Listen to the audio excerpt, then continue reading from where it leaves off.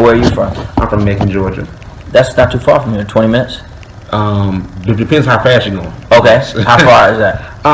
So how far is it supposed to be? It's supposed to be like around 45 minutes. Okay, well then you should stay with 45. Yeah, black folks should not be driving fast anywhere, especially down south. Most definitely. And did you always want to go to Fort Valley? Yes, and especially for opportunities like this, because like I want to be a mass communications major, and then I saw that Fort Valley was bringing out people that inspired me.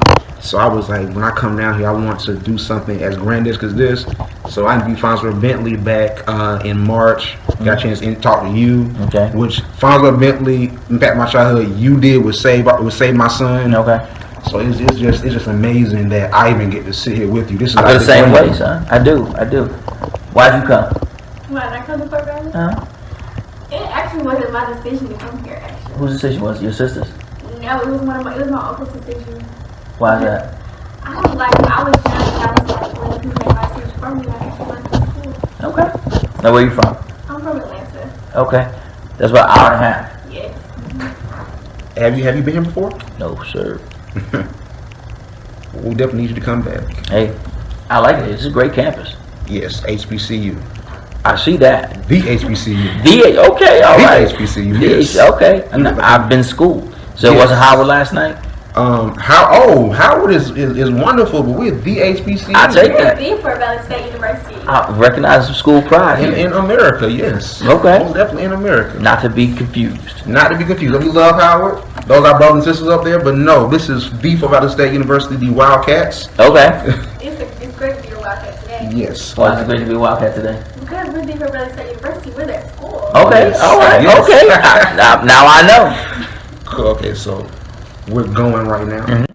So first of all, I want to thank you for being here. And it's just amazing for you to be here because of everything you have going on. And I just want you just to start off with that. You partnered with Sean Diddy Combs to create the Capital Prep Harlem School. Could you explain how that came about? Came about because, well, first of all, I'm glad to be here. It's always exciting to meet new journalists as they prepare for their career. So I'm humbled to have the opportunity to be part of your career trajectory. Mr. Combs and I connected really at a party, an engagement party. I was walking out, and we introduced ourselves to one another. Well, clearly I knew who he was, and he had mentioned that he had seen some of our work, and he had mentioned also that he wanted to start a school, and I said, good luck with that, figuring that he was just mentioning it to me. And he wasn't. He's persistent. He said he wanted to work together. So that's what we did. We started having conversations, and I spent a lot of time trying to discourage him from doing it. I felt like, do you really want to do this? Because once you get into the business, you think you've been controversial by rapping about certain topics, but once you start to educate black people with no apologies, that changes the entire trajectory of the way people see you. There are many people who call you among the most controversial people on the scene once you start demanding education for people of color. So he said, that's what I want. He said, I want a school for us. So we went from there. And that's great that he even did that because he came from Howard, which you were there yesterday. And he has a wealth of money, and we need more celebrities to invest in schools, K through 12, and also HBCUs, most definitely. But what were some of the challenges you had as far as opening up the school? The challenges that we had were minimal in New York because Harlem is very receptive to charter schools and was very receptive to us as a school. No one knew that Puff was a part of it. There's no real mention of him in any of our proposals. So we got the school approved on our own merit. And then after months, almost a year after we were approved, we announced that he had been part of it. So the challenges were not there. The challenges are in the day-to-day, taking children who come with any range of challenges or behaviors and getting them to understand that there's something beautiful and amazing inside them and that they need to let that shine more so than anything else. The parents in Harlem have been very, very supportive.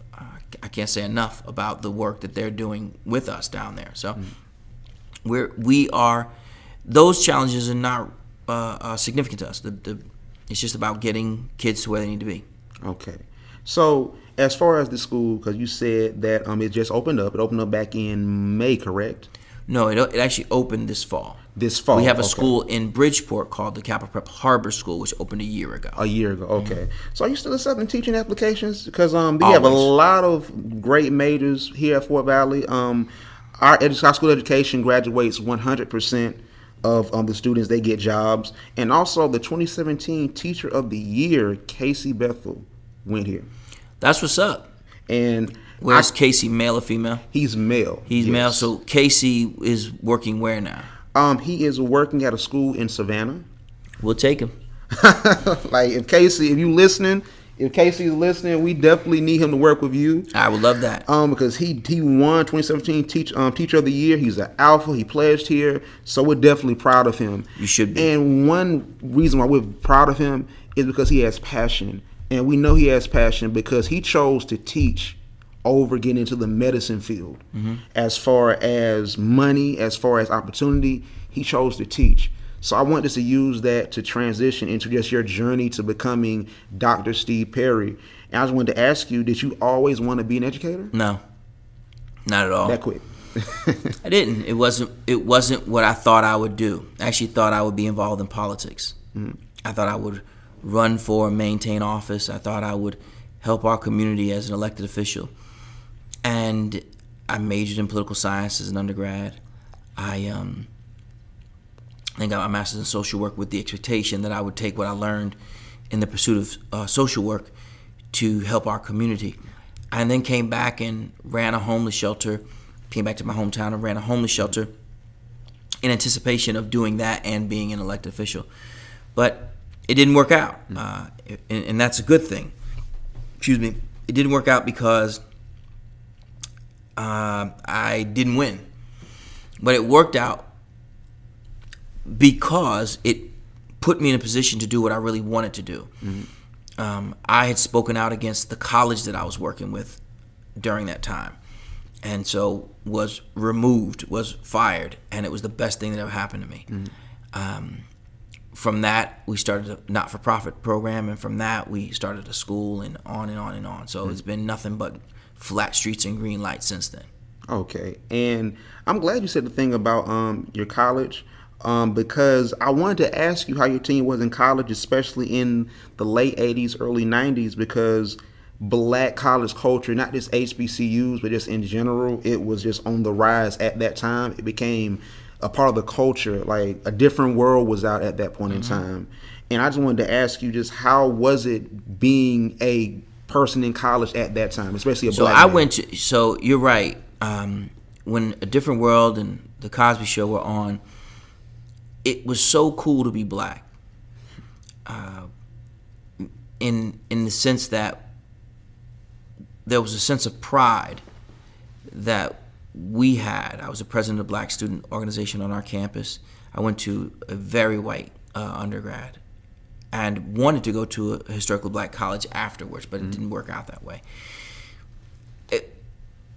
Hip-hop was different.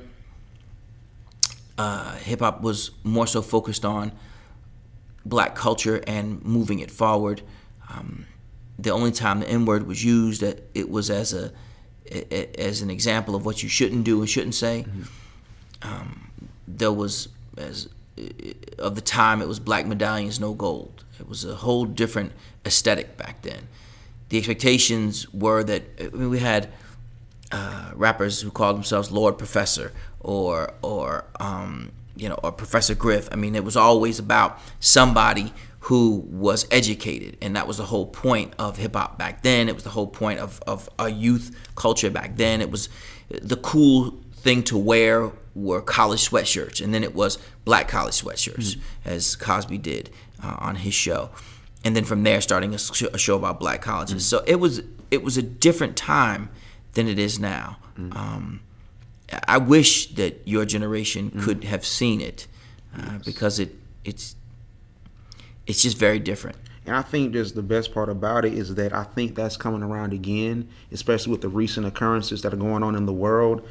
there's a new recent pride in just being at a HBCU or being at black-owned schools like yours. I think that's wonderful. That it's coming back around. Culture's coming back around again. Now, I want to focus on your rise to prominence because you talked about the different jobs you had, and especially wanting to venture into politics. So did those jobs help you as far as garnering experience and also making network connections into being who you are today? Or did your passion for educating African Americans get you where you are? I don't know if it's one. Everything that I've, to borrow from hip hop, everything I got made me everything I am. And I recognize that both the good and the bad came together for the good. There are things that I experienced as a child, as a young person, as a college student, that served to stoke the fires within me. On the same token, just being fired up ain't gonna do nothing for you. You gotta actually be ready when it's your turn. When your number's called, you gotta be ready to cross the line and do what you gotta do. And so it was about that. And then it was also small opportunities that I took and just funked them out. We wanted to start a school. I put together a team of people and we wanted to start a school. But we couldn't get it off the ground. It was like a lead balloon. And I was working at this community college in Hartford, Connecticut. I got on the elevator at the 10th floor. On the elevator at that time was the president of the community college where I was working. And he said to me, hey, Steve, we're going to open a school, you should run it. And he didn't know that I had been working on this proposal for a school for 2 years. And so I said, are you serious? And this was Friday afternoon. He said, yeah, I'm serious. And so he got off from the 10th. I got on the 10th floor. He was already on the 11th floor. We went down 3 floors together. He got off. That was a Friday afternoon. By Monday morning, I had all the paperwork and everything that I had been putting together, and I sat outside his office and waited for him to come. That was one reason. How some of the visibility came about, actually, he mentioned Cosby. I had written a book called Man Up, Nobody's Coming to Save Us. Cosby had gotten a copy of that. My publicist, Yusuf Salam, sent that to him. He took that and reached out to me. That turned into MSNBC. That turned into Fox. That turned to MSNBC. Then from there, CNN, and on and on and on. TV One, all the other networks I've been on. So that's how you step into the media realm, essentially from that. So I want to focus most definitely on Save My Son, because at the point in time it was on TV One. That was my favorite show because it was real. Because at that point in time when it came out, there were a lot of reality TV shows that I couldn't relate to because it was quote unquote ratchet culture. But seeing a black man on TV that was authentically a black man and was professional about it and wasn't kowtowing or anything like that or cooning, it empowered me to be where I am today. So I just wanted to ask you how that program even came about, especially working with TV One. So again, first of all, I appreciate all your kind words. It was one of the hardest things I've ever done, and it was 100% real. There was nothing staged at all. Nothing. I'll tell you about that in a second. But 2 women, there's actually 3 black women who put it together. One from TV One, who worked there, and then 2 sisters who own their black production company. They approached me, and Rochelle and Sonia, and they approached me and they said they want to do a show. And at the time, I was on CNN, and it was a grind. I didn't love being on television. It wasn't really my thing. I did it because it was something that was offered to me, and I could do something with it. But I was not in love with it. It just wasn't my thing.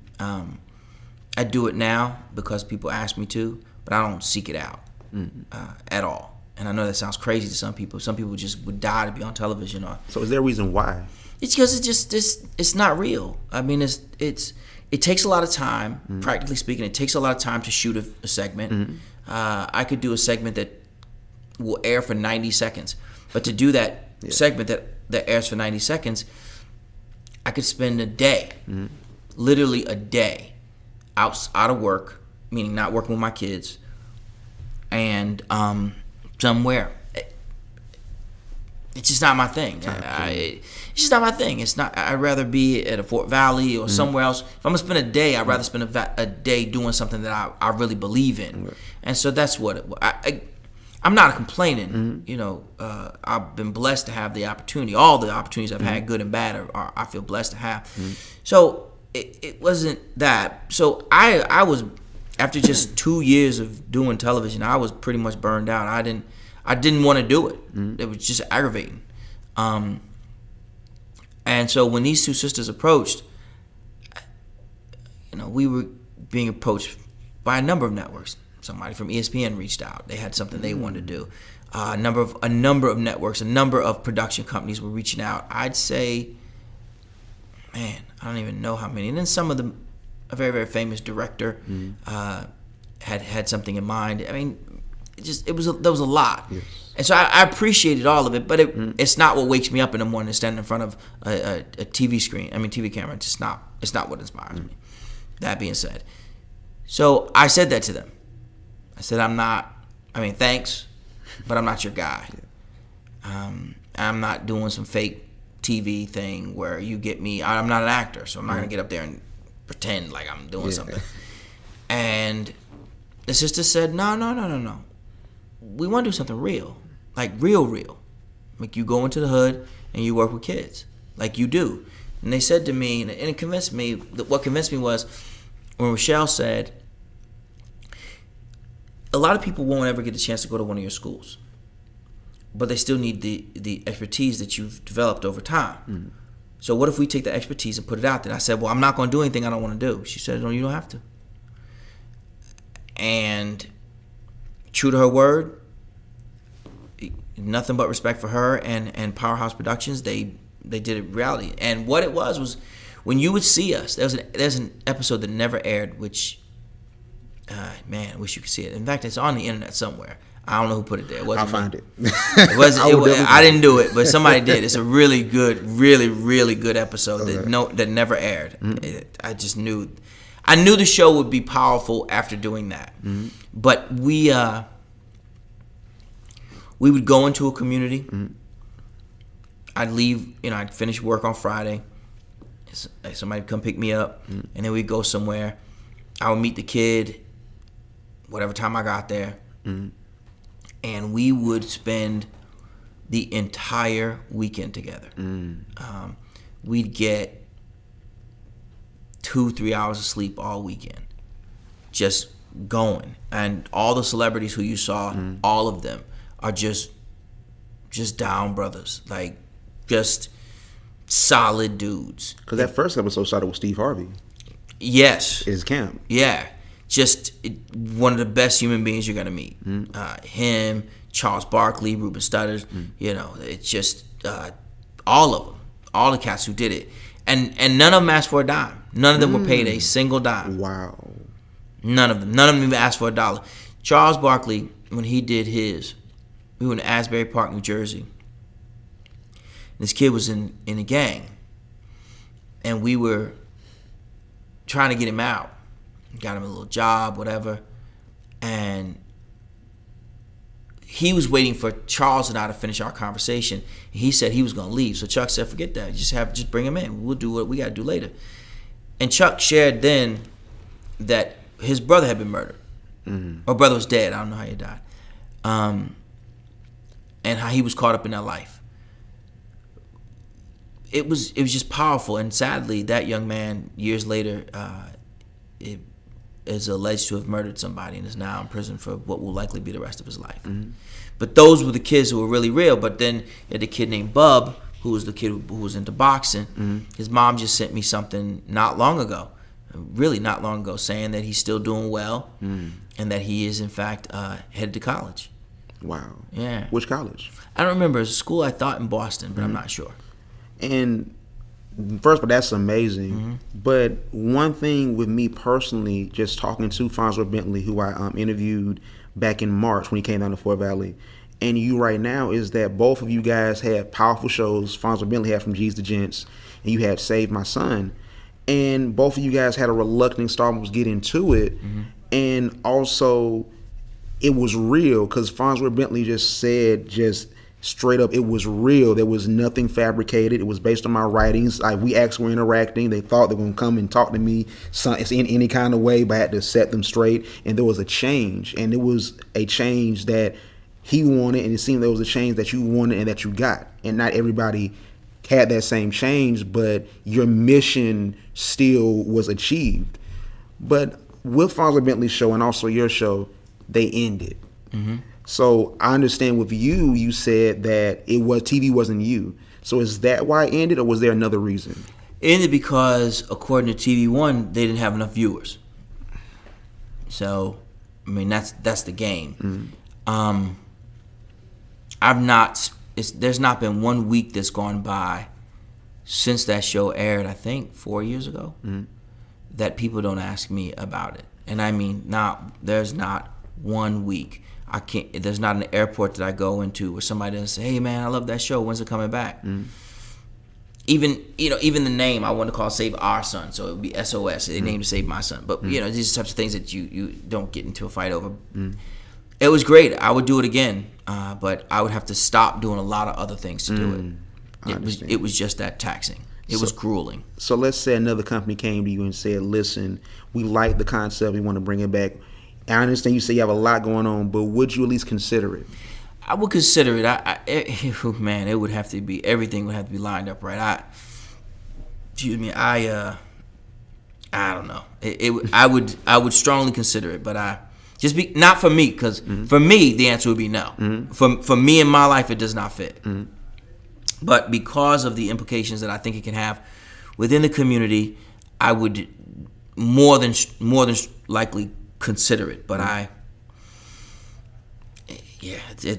Save My Son took a lot of work. I understand. It took a lot of work. Those sessions that you saw that were 30 minutes were in some cases 6-7 hours. Wow. Sitting in that room with that kid.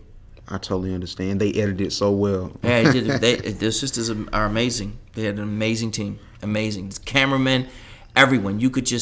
There's so many things. The lost episode, there's a real lost episode of Save My Son. There's a real lost episode. It is just, it'll blow your mind. And I promise you, I'm going to find it. All right. It's going to be out there. Right, when you see got a 1,000 views, it's going to be there. I'm going to tag you on Twitter on it. Do that. But I just want to say thank you just for even coming down here, because at Fort Valley, we need individuals like you to come down and impart knowledge on us. And I know at the lecture, you're going to do a phenomenal job. And I want to just say, as a young black man, just keep inspiring people. Don't let any outside motivations or anything stop you from what you're doing. Just keep inspiring people, because it is working. That matters to me. The work that I do, more than you realize, is lonely, because I spend a lot of time by myself, just getting from one place to the other. And it's easy to get caught up in what people say for anybody. And so for me, to hear from you, a very important young man in your own right, that matters to me. So I appreciate that, and I receive it. So thank you very much. And thank you so much for this interview. My pleasure. Say goodbye to the people on. All right. Bye, Periscope. All right, Periscope.